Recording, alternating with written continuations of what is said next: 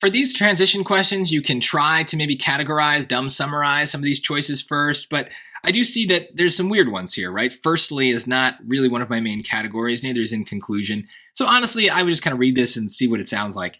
Paleontologists once thought that early apes lived in tropical forests, but recent research suggests that they may have actually lived in savannas.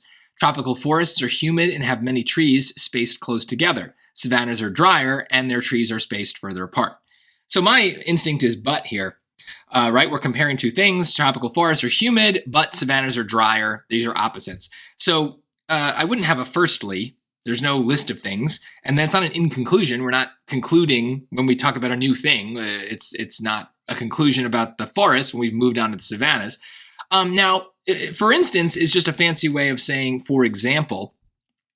And it's clearly not an example here because the savanna is not an example of a forest. They're different things.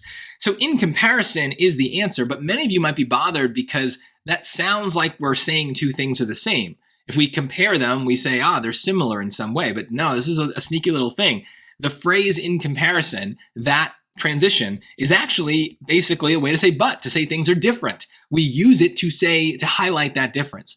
So we probably would have gotten there through process of elimination, but remember, our main strategy for these transition questions is to dumb summarize the choices into the familiar categories of transition words. Your and, but, so, and for example categories being the biggest ones. And so the more we can kind of think in those terms, the better we'll be. And so if we knew from the start that in comparison was a but word, this is a very easy thing to kind of put in that blank.